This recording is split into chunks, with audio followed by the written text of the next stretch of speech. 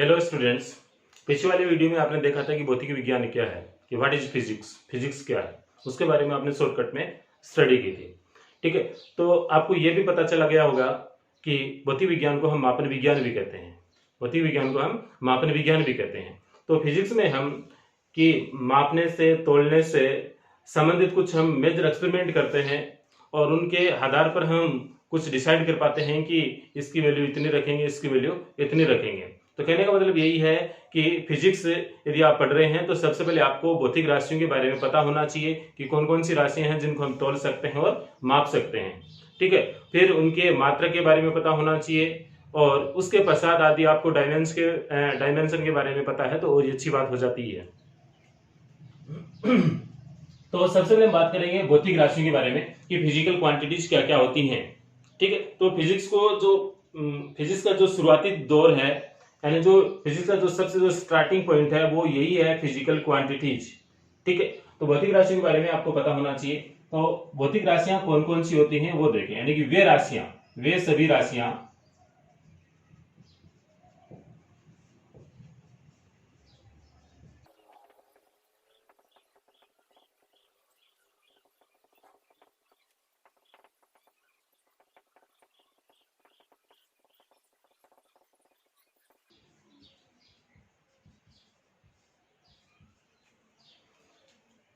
ठीक है, तो आप इसकी डेफिनेशन देखें। आप वे राशियां जिनको नापा या तौला जा सकता है भौतिक राशियां कहलाती हैं।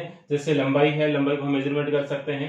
समय है, द्रव्यमान है, वेग है, बल है, कार्य इत्यादि इत्यादि को हम नाप सकते हैं या फिर तौल सकते हैं। ठीक है, तो ये सब क्या कहलाएंगी? भौतिक राशियां कहलाएंगी। कौन? लंबाई क्या है? भौतिक राशि। समय क्या है? भौतिक राशि। द्रव्यमान क्या है? भौतिक राशि। वेग क्या है? भौतिक राशि। बल क्या है? भौतिक राशि। कार्य क्या है? भौतिक राशि। तो ये सब की सब क्या है? भौतिक राशियां हैं। ठीक है, दोबारा सुन लीजिए कि इस प्रकार की सभी राशियां जिनको हम नाप सकते हैं या फिर तौल सकते हैं तो ये सब की सब क्या कहलाएंगी? भौतिक राशियां कहलाएंगी।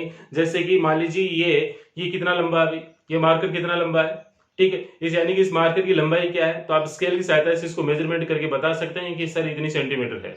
ठीक है, आप अब मैं आपसे पूछूंगी अब कितने बज गए, तो आप घड़ी को देखकर बता सकते हैं कि सर इतना टाइम हो गया, यानी कि आप समय को माप रहे हैं। ठीक है, मैं आपसे ये बोलूंगी इसमें कितना वजन है, तो आप तुल्य की सहायता से इसको मेजरमेंट करके बता सकते हैं कि सर इसमें इतना वेट है, इतना वजन है, इतना ग्राम है।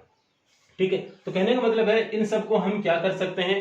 नाप सकते हैं या फिर इनको तौल सकते हैं। ठीक है, तो इस प्रकार की जितनी भी अन्य और भी बहुत सारी भौतिक राशियां होती हैं वो सब की सब राशियां क्या कहलाएंगी? भौतिक राशियां कहलाएंगी। ठीक है, तो सिंपल डेफिनेशन है इसकी, सिंपल बात है। अभी तक आपने यहाँ पे कुछ कोई ज्यादा बड़ी चीजें नहीं पढ़ी हैं और आपने वैसे भी छोटी क्लासों में लंबाई, समय, द्रव्यमान, वेग, बल, कार्य इत्यादि के बारे में पढ़ लिया है। इनके मात्रक भी आप जानते हैं, इनसे आप परिचित भी हैं, बट हम दोबारा से उनको एक बार रिवाइज करने का प्रयास कर रहे हैं। ठीक है, तो भौतिक राशियां क्या होगी आपको पता चल गया है कि वो राशियां जिनको हम या तो नाप सकते हैं या फिर उनको हम तौल सकते हैं। तो वो सब की सब जो राशियां हैं वो सब की सब राशियां क्या कहलाती हैं? भौतिक राशियां कहलाती हैं। ठीक है, फिर हम बात करते हैं भौतिक राशियों के प्रकार की, यानी कि भौतिक राशियां कितने प्रकार की होती हैं, इनके प्रकार। ये दो प्रकार की होती हैं। नंबर एक, मूल भौतिक राशियां। मूल भौतिक राशियां,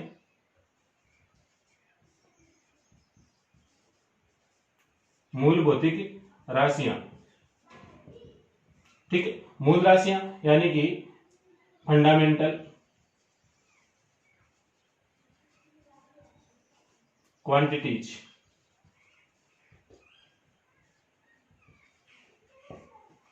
और नंबर दो है आपकी व्युत्पन्न क्वांटिटीज।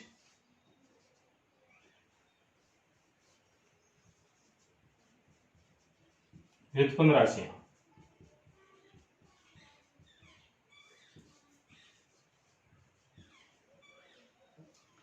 Derived quantities. ठीक है, मूल भौतिक राशियां यानी कि वे भौतिक राशियां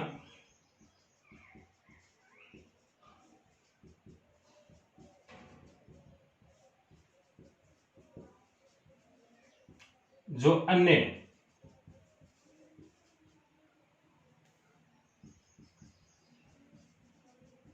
भौतिक राशियों पर निर्भर नहीं करती हैं। जैसे मैकेनिक्स में यानी कि यांत्रिकी में हम लिख सकते हैं द्रव्यमान,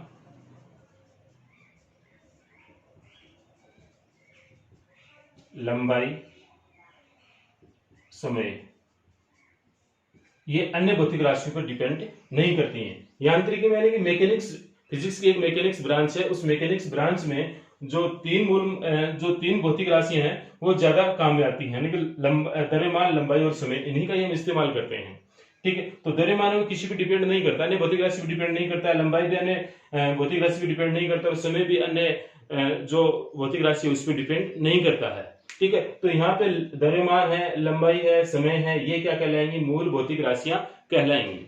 ठीक है, मूल भौतिक राशियां और भी होती हैं, उनके बारे में हम चर्चा करेंगे अगले नेक्स्ट टॉपिक में करने वाले हैं। फिर अपना नंबर 2 है व्युत्पन्न राशियां, व्युत्पन्न भौतिक राशियां। व्युत्पन्न राशियां ये डेराइव्ड क्वांटिटीज। तो डेराइव्ड क्वांटिटीज कौन कौन सी हैं? इसका उल्टा बोल दीजिए आप, वे भौतिक राशियां जो अन्य भौतिक राशियों पर निर्भर करती हैं। नहीं को हटा दीजिए, इसकी डेफिनेशन आप कैसे लिखेंगे? वे भौतिक राशियां जो अन्य राशियों पर निर्भर करती हैं। ठीक है, जैसे हम बात करें वेग की, वेग है आपका, त्वरण है, बल है, कार्य है, शक्ति है। ठीक है, और भी बहुत सारी राशियां हैं। ये सब क्या करती हैं? अन्य भौतिक राशियों को डिपेंड करती हैं, अन्य भौतिक राशियों को निर्भर करती हैं, इसलिए इनको हम क्या बोलेंगे? व्युत्पन्न भौतिक राशियां बोलेंगे। यहां तक हम बहुत ही सिंपल तरीके से पढ़ रहे हैं। सबसे पहले आपने पढ़ा कि भौतिक राशियां क्या है। ठीक है, जिनको नापा या तोला जा सकते हैं, यानी कि वे राशियां जिनको नापा या तोला जा सकता है, भौतिक राशियां कहलाती हैं। 2 प्रकार की होती हैं, मूल भौतिक राशियां जो कि अन्य भौतिक राशियों पर निर्भर नहीं करती हैं। ठीक है, व्युत्पन्न भौतिक राशियां जो अन्य भौतिक राशियों पर निर्भर करती हैं, जैसे मैंने यहाँ पे लिख रखा है वेग, त्वरण, बल, संवेग, शक्ति, कार्य, विभवांतर, आवेश और भी बहुत सारे। ठीक है, कोई भी आप लिख सकते हैं। तो अब देखें आप कि कुछ इसके बारे में चर्चा कर लेते हैं कि ये जो व्युत्पन्न जो भौतिक राशियां हैं वो अन्य पर किस प्रकार से डिपेंड करती हैं। छोटी क्लास में आपने अभी तक वेग का फॉर्मूला पढ़ा होगा कि वेग बराबर क्या होता है? विस्थापन बटा समय। ठीक है, तो वेग को प्रदर्शित करने के लिए हमें 2 अन्य भौतिक राशियों की आवश्यकता पड़ेगी। एक तो हमें विस्थापन की आवश्यकता पड़ेगी और एक समय की आवश्यकता पड़ेगी। ठीक है, अकेले आप में वेग कुछ नहीं है, तो वेग किस पर डिपेंड कर रहा है? तो समय पे निर्भर है और दूसरा किस पर निर्भर है? विस्थापन पर निर्भर है। वैसे यदि हम त्वरण की बात करें तो त्वरण किस पे डिपेंड करता है? वेग और समय पर डिपेंड करता है। तो ये भी क्या है? त्वरण भी क्या है? अपने आप में अकेला नहीं है, इसलिए इसको अन्य भौतिक राशियों की आवश्यकता पड़ती है, जैसे समय की पड़ी, वेग की पड़ी। वैसे यदि हम बल की बात करें तो बल बराबर क्या होता है? द्रव्यमान गुणा त्वरण। ठीक है, तो इसका मतलब क्या है? बल को भी रिप्रेजेंट करने के लिए, बल को भी हमें प्रदर्शित करने के लिए हमें द्रव्यमान और त्वरण की आवश्यकता पड़ती है। इसलिए आप समझ गए होंगे कि बल भी क्या है? एक प्रकार की व्युत्पन्न राशि है। ठीक है, और अब यहां पर यदि हम द्रव्यमान की बात करें, द्रव्यमान का मतलब है जैसे आपका वेट की बात करें तो द्रव्यमान मान लेते हैं कि हम 10 केजी है।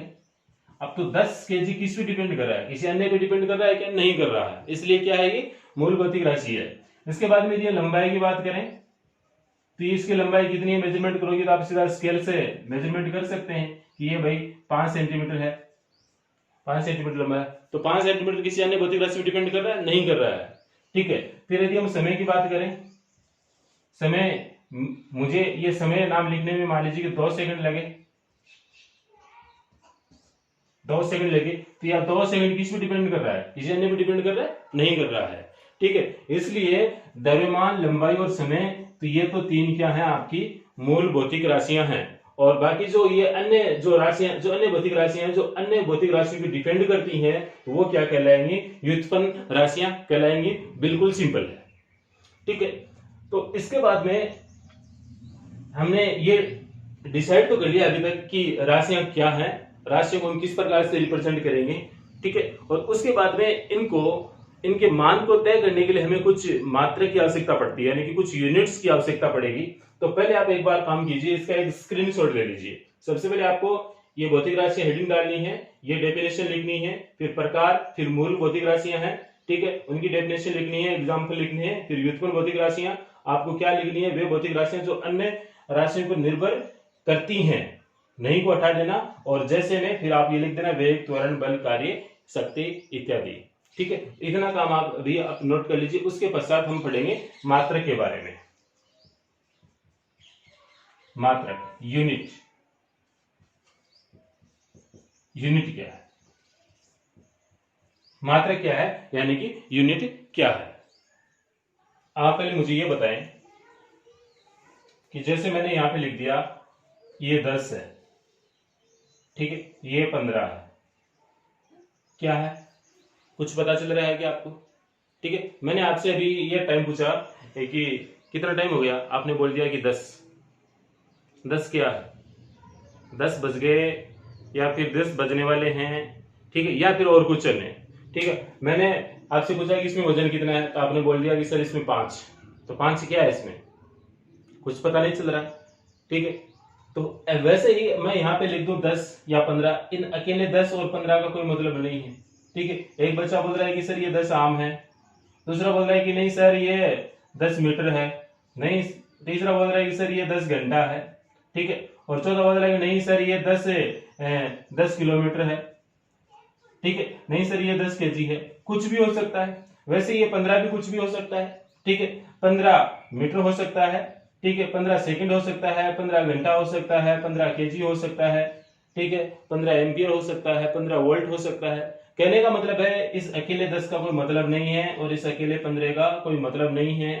ठीक है, अब किसी भी भौतिक राशि को प्रदर्शित करने के लिए हमें क्या पड़ेगी, ये इसके आगे आम लगाना पड़ेगा, मीटर लगाना पड़ेगा, घंटा, केजी, किलोमीटर, ये सब हमें उसके आगे कुछ ना कुछ लिखना पड़ेगा, यानी कि उसके आंकिक मान। ये जो 10-15 ये तो क्या ओनली आंकिक मान है, क्या है, ओनली आंकिक मान है, और इन आंकिक मान के आगे हमें कुछ न कुछ लिखने की आवश्यकता पड़ेगी, क्योंकि अकेले इनका कुछ महत्व नहीं है, अकेले आंकिक मान का कुछ महत्व नहीं है, और उसके आगे हम जो भी लिखने वाले हैं वो ही क्या कहलाएगा, मात्रक कहलाएगा, यानी कि आपका क्या कहलाएगा, यूनिट कहलाएगा। ठीक है, तो यूनिट के बिना कुछ नहीं है। तो ये तो आपको पता ही चल गया कि अभी 10-15 का कोई महत्व नहीं था। ठीक है, उसके बहुत सारे रूप हो रहे थे। ठीक है, तो हमें कोई एक डिसीजन लेना पड़े तो उस डिसीजन के लिए हमें किसके बारे में पता होना चाहिए, मात्रक के बारे में पता होना चाहिए। तो इसका मतलब क्या हो गया कि भौतिक राशियों के मापन के लिए हम एक नियत मान तय कर देते हैं, एक नियत मान तय कर देते हैं, फिक्स।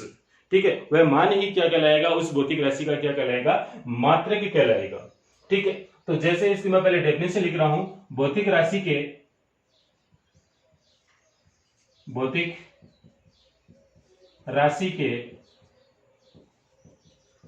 मापन के लिए, भौतिक राशि के मापन के लिए नियत किए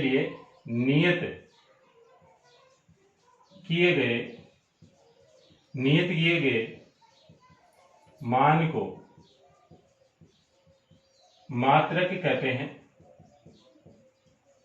ठीक है, यानी कि किसी भी भौतिक राशि के लिए जो एक मान हम फिक्स कर देते हैं, लेकिन नियत का मतलब फिक्स, कांस्टेंट नियत कर देते हैं, उस नियत मान को ही हम क्या बोलेंगे, उस भौतिक राशि का मात्रक बोलेंगे।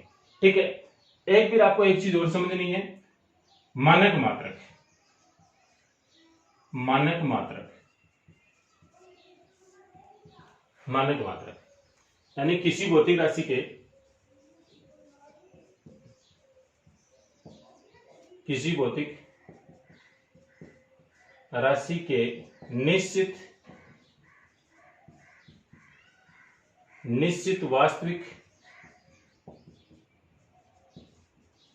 निश्चित वास्तविक मूर्त रूप को उस राशि का मानक मात्रक कहते हैं। यानी किसी भौतिक राशि के निश्चित वास्तविक मूर्त रूप को उस राशि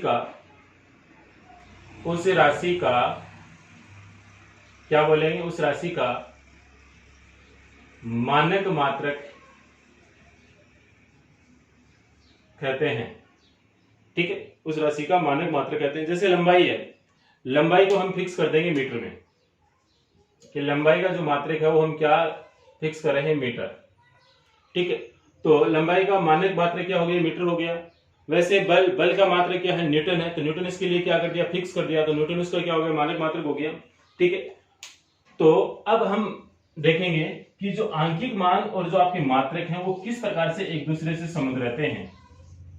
ठीक है, एक मैं लिख रहा हूं आंकिक मान, आंकिक मान, और दूसरा लिख रहा हूं मैं मात्रक। ये किस प्रकार से एक दूसरे से संबंधित रहते हैं, इनके लिए एक बात है। तो पहले तो मैं आपको बता दूं ये आंकिक मान क्या है। जैसे मैंने लिखा कि 10 मीटर, तो आंकिक मान क्या है 10 और मीटर क्या है उसका मात्रक। ठीक है, तो आंकिक मान और मात्रक में अंतर समझ गए क्या अभी आप? क्या 10 क्या है आंकिक मान और मीटर क्या है उसका मात्रक है। तो आंकिक मान को मैं लिख रहा हूं n से और मात्रक को मैं लिख रहा हूं u से। ठीक है, तो ये दोनों एक दूसरे के क्या होते हैं, व्युत्क्रमानुपाती होते हैं। व्युत्क्रमानुपाती का मतलब है जैसे u समानुपाती, u ये समानुपाती का संकेत है, ये समानुपाती साइन है, u समानुपाती 1/n यानी 1/n। ठीक है, तो इसको हम शॉर्टकट में क्या बोल सकते हैं कि मात्रक है वह आंकिक मान की क्या है, व्युत्क्रमानुपाती है। क्या है, व्युत्क्रमानुपाती है। इसको बोलने के दो तरीके हो सकते हैं। एक तो ऐसे हो सकता है कि u समानुपाती 1/n, दूसरा हो सकता है कि u व्युत्क्रमानुपाती n, u व्युत्क्रमानुपाती n proportional और एक इनवर्स। ठीक है, प्रोपोर्शनल का साइन है ये, इसको हिंदी में समानुपाती बोलते हैं। या फिर यदि हम किसी दो मात्रकों की और दो आंकिक मानों की एक साथ यदि हम तुलना करना चाहें तो इस संबंध को हम इस प्रकार से भी लिख सकते हैं un(n)(1) is equals to u2n2, u2n2। यानी कि यदि यहाँ पे मैं कोई भी कांस्टेंट ले लूं, एक जैसे u समानुपाती 1/n है, यहाँ पे मैं एक कांस्टेंट ले रहा हूं k, तो u is equals to 1k upon क्या हो गया, n हो गया। k यहाँ पर क्या है, कांस्टेंट है। ठीक है, तो इस n को मैं इधर लेके जाऊंगा तो क्या हो गया, ये हो गया un is equals to k। हुआ या नहीं हुआ, हो गया। k यहाँ पर क्या है, समानुपाती नियतांक है। समानुपाती नियतांक का मतलब है यहाँ पे समानुपाती नियतांक है, इसकी जगह हम इसकी नियतांक यूज कर लेते हैं। ठीक है, तो ये जो साइन है ये किस में बदल जाएगा, बराबर में बदल जाएगा। ठीक है, इसी प्रकार से यदि हम इनको मैं नाम दे दूं 1 तो 1, ये भी 1 तो 1, तो ये भी क्या हो गया 1 1 हो गया। इसी प्रकार से मैं किसी अन्य भौतिक राशि की बात करूं तो इसको हम ऐसे लिख सकते हैं u2 समानुपाती 1/n2। यहाँ पर भी हम एक नियतांक काम में ले लें, तो नियतांक काम में लेने पर आप इधर देखें तो क्या हो गया u2 is equal to k/n2। n2 को मैं इधर लेके आऊं तो u2n2 इज इक्वल टू क्या हो गया k, ये भी k के बराबर है और ये भी एक नियतांक के बराबर है। ठीक है, तो इन दोनों को हम क्या रख सकते हैं, ये भी इस k की जगह ये वाला हम मान रख सकते हैं। तो ये वाला इस k की जगह ये वाला मान रखते ही इक्वेशन क्या बन गई आपके सामने, ये वाली इक्वेशन बन गई। इस इक्वेशन को आप ध्यान में रखें। यहाँ तक जो मोस्ट है वो क्या है कि आंकिक मान है वो मात्रक की क्या होता है, व्युत्क्रमानुपाती होता है। याद कर लीजिए, अभी मैंने बोल दिया मोस्ट है तो अभी याद कर लीजिए क्या है कि आंकिक मान है वह मात्रक के व्युत्क्रमानुपाती होता है, या इसका उल्टा भी सही है, मात्रक आंकिक मान के व्युत्क्रमानुपाती है। और ये संबंध आपको याद होना चाहिए। अभी तक आपको ये वाले वेग, त्वरण, बल, द्रव्यमान ये अभी तक आपको याद नहीं हुए तो कोई दिक्कत नहीं है। ठीक है, इसको हम आगे हम विस्तार से पढ़ने वाले हैं, तब आपको अच्छे से याद हो जाएंगी ये चीजें। ठीक है, यहाँ तक आप एक दोबारा इसका एक स्क्रीनशॉट ले लीजिए लिखने के लिए। ठीक है, तो पहले हेडिंग तो आपने इतना काम कर ही लिया है, दूसरी हेडिंग में आपको मात्रक लिखना है। मात्रक के बारे में ये आपको डेफिनेशन लिखनी है, फिर मानक मात्रक, और फिर यहाँ पर एक लाइन लिखनी है। इसके नीचे आपको एक लाइन लिखनी है, क्या लिखनी है मैं बोल रहा हूँ सुन लीजिए, आंकिक मान या फिर मात्रक। पहले मैं मात्रक बोल रहा हूँ। ठीक है, किसी भी भौतिक राशि का मात्रक उसके आंकिक मान के व्युत्क्रमानुपाती होता है। लिख लीजिए आप, किसी भी भौतिक राशि का मात्रक उसके आंकिक मान के व्युत्क्रमानुपाती होता है। फिर लिखना आपको अर्थात करके आपको ये लिखना है u समानुपाती 1/n, और या करके आपको ये फॉर्मूला लिखना है। बस इतनी सी बातें लिखनी है। ठीक है, एक बार मैं इसको इरेज कर रहा हूं। अभी आपने भौतिक राशि, मूल राशियां, व्युत्पन्न राशियां, मात्रक, मानक मात्रक और आंकिक मान और मात्रक में क्या संबंध है इत्यादि बातों के बारे में आपने चर्चा की थी। ठीक है, अब हम ये चर्चा करने वाले हैं कि आपके जो मात्रक हैं, ठीक है, किसी भी भौतिक राशि का कोई भी मात्रक यदि हम चयन करते हैं तो चयन करते समय में किन किन बातों पर ध्यान रखना चाहिए, यानी कि किसी भी भौतिक राशि का चयन करते समय हमें किन किन बातों पर ध्यान रखना चाहिए। ठीक है, तो सबसे पहले हम कोई भी मान लीजिए भौतिक राशि आपने लंबाई है वो आपने चयन की है, लंबाई का आपने चूज किया है। ठीक है, तो लंबाई के लिए आप मात्रक क्या डिफाइन करने वाले हैं, मीटर डिफाइन करने वाले हैं। तो मीटर में क्या क्या खास बात होनी चाहिए, चयन किया गया मात्रक सर्वमान्य होना चाहिए, उचित होना चाहिए, उसका परिमाण है वो भी सही ढंग से होना चाहिए। ठीक है, तो सर्वमान्य का मतलब ये है कि अपने इंडिया में भी मीटर चलता हो, अमेरिका में भी मीटर चलता हो, फ्रांस में भी मीटर चलता हो। ठीक है, यानी कि सब जगह मीटर को जानते हो, ऐसा हम मात्रक चूज करें। ठीक है, और उचित आकार का होना चाहिए। ऐसे नहीं कि जैसे कि हमने लंबाई का मात्रक ले लिया किलोमीटर, अब मैं आपसे पूछूं कि इसका मान, इसकी लंबाई कितने किलोमीटर है, तो ये उचित नहीं है। ये क्या है, ऐसा पूछना क्या उचित नहीं है। ठीक है, तो इसका मान हम मीटर में बता सकते हैं या फिर इसका मान सेंटीमीटर में बता सकते हैं। तो इसको डिफाइन करने के लिए इस भौतिक राशि का, यानी कि इसकी लंबाई जो भौतिक राशि है उसको डिफाइन करने के लिए जो मात्रक हम चूज करने वाले हैं वो हम क्या करेंगे, किलोमीटर नहीं करेंगे, मीटर भी नहीं करेंगे, तो किसका चूज करेंगे, सेंटीमीटर का करेंगे। ठीक है, जैसे मीटर है, सेंटीमीटर है, मीटर है, किलोमीटर है, नैनोमीटर है, ठीक है, मिलीमीटर है, ये सब क्या है, लंबाई के मात्रक हैं। सब क्या है, ये लंबाई मेजरमेंट करने वाले मात्रक हैं। ठीक है, तो आप इसका मतलब समझ गए होंगे, सर्वमान्य होना चाहिए, उचित आकार का होना चाहिए, परिमाण भी सही ढंग से लेना चाहिए कि किलोमीटर ले रहे हैं, सेंटीमीटर ले रहे हैं, क्या ले रहे हैं। फिर चयनित मात्रक है ताप दाब समय के परिवर्तन से प्रभावित नहीं होना चाहिए। जैसे कि मैंने इसकी लंबाई है वो मान ली कि 5 सेंटीमीटर। ठीक है, 5 सेंटीमीटर। अब 5 सेंटीमीटर मैंने इस मार्कर की लंबाई मान रखी है, तो यहाँ पर मैं टेम्परेचर कुछ इंक्रीज कर दूं या टेम्परेचर कम कर दूं, ताप कम या ज्यादा कर दूं, तो इसका मान 5 सेंटीमीटर ही रहना चाहिए, कम ज्यादा नहीं होना चाहिए। ठीक है, ताप पर कोई प्रभाव नहीं होना चाहिए, दाब का भी कोई प्रभाव नहीं होना चाहिए, इसमें मैं दाब लगाऊं और कोई इस पे प्रेशर करूं, वायुमंडलीय प्रेशर है इत्यादि से इसकी जो लंबाई है वो प्रभावित नहीं होना चाहिए, मीटर है वो प्रभावित नहीं होना चाहिए। ठीक है, समय यानी कि इसको मैंने आज मेजरमेंट किया है या 5 दिन बाद मेजरमेंट करूं तो इसकी लंबाई क्या रहेगी, यही रहने वाली है, यानी कि इसकी जो सेंटीमीटर मैंने जितना बोला है उतना ही सेंटीमीटर रहने वाला है। ठीक है, तो इत्यादि बातों का हमें ध्यान रखना है। चयनित मात्रा को ताप दाब समय के परिवर्तन से प्रभावित नहीं होने चाहिए। अगला पॉइंट अपना, चयनित मात्रक सरलता से परिभाषित किए जा सकने चाहिए, यानी कि जो भी हमने मात्रक चयन किया है, किलोमीटर किया है, मीटर किया है, सेंटीमीटर किया है, वो सरलता से परिभाषित यदि हम कर सकते हैं तो ये उचित है। यदि सरलता से परिभाषित नहीं कर सकते हैं तो ये क्या है, अनुचित है। जैसे कि हम गज की बात करें, जैसे पुराने समय में चलता था गज है, फुट है। ठीक है, और जैसे कि हम हाथ की बात करें, 1 हाथ, 2 हाथ, 3 हाथ, तो इनको हम सेंटीमीटर मीटर में यदि इनको कन्वर्ट करते हैं, सरलता से इनको हम कन्वर्ट नहीं कर सकते, नहीं इनके हमारे पास में उचित पैमाने हैं। ठीक है, इसलिए जो भी हम मात्रक चयन करें वो सरलता से परिभाषित किए जाने वाले होने चाहिए। ठीक है, तो इत्यादि ये जो 3 पॉइंट है इनको भी आप नोट कर लीजिए। और दूसरी बात ये है कि आप वीडियो है वो एक तो शुरू से लेकर लास्ट तक पूरा देखें। ठीक है, यदि आपको आवश्यकता पड़े तो उसको दोबारा आप देख सकते हैं, और लगातार यदि आप वीडियो देख रहे हैं, कंटिन्यू देख रहे हैं, स्टेप बाय स्टेप देख रहे हैं, तो आपको बिल्कुल है प्रत्येक बात वो अच्छे से समझ में आएगी। ठीक है, जैसे आपने पीछे वाली वीडियो पार्ट 1 देखा, ये पार्ट 2 है, इसके बाद पार्ट 3, 4, 5। ठीक है, इस प्रकार से यदि आप कंटिन्यू देखते हैं तो कोई भी वीडियो आपको ऐसा नहीं होगा जो समझ में नहीं आए। ठीक है, जैसे कि आपने पहला वीडियो देख लिया, फिर पार्ट 2 नहीं देखा है, सीधा ही आप पार्ट 3 देखेंगे, इसके आगे वाले वीडियो यदि आप देखोगे तो आपको वो वीडियो कुछ भी नहीं समझ में आएगा। साइंस क्या है, एक कड़ी से कड़ी जुड़कर बनी हुई रहती है। ठीक है, यानी कि मान लीजिए कोई चेन है, उसमें बहुत सारी कड़ियां होती हैं। ठीक है, ये सब कड़ियां क्या रहती हैं, एक दूसरे से क्या रहती हैं, मिक्स रहती हैं। यदि आपने कोई भी बीच में मान लीजिए एक कड़ी आपने निकाल दी, तो ये क्या है, यहाँ से चेन टूट गई। ठीक है, चेन टूट गई, इसका मतलब इससे कोई संबंध नहीं है। ठीक है, तो अब आपको वैसे ही करना है कि आपको चेन बना के रखनी है। कहने का मतलब है यदि आप पार्ट फर्स्ट देख रहे हैं तो उसके बाद पार्ट सेकंड देखें, फिर पार्ट थर्ड देखें, फोर्थ देखें। यदि इस प्रकार से कंटिन्यूटी आप देख रहे हैं तो बिल्कुल प्रत्येक बात आपको समझ में आएगी। ऐसे नहीं कि आप सीधा ही 5वां पार्ट देख लें और बाकी ये सब समझ में आ जाएगा, नहीं, आपको 5वें पार्ट में कुछ भी समझ में नहीं आने वाला है। ठीक है, तो कहने का मतलब है आप रेगुलर बने रहें वीडियो के साथ और पूरा वीडियो देखा करें। ठीक है, और साथ साथ में कुछ नोट भी कर लिया करें जितना मैं बताता हूँ। ठीक है, फिलहाल इस वीडियो में इतना ही है, और वीडियो देखने के लिए थैंक यू।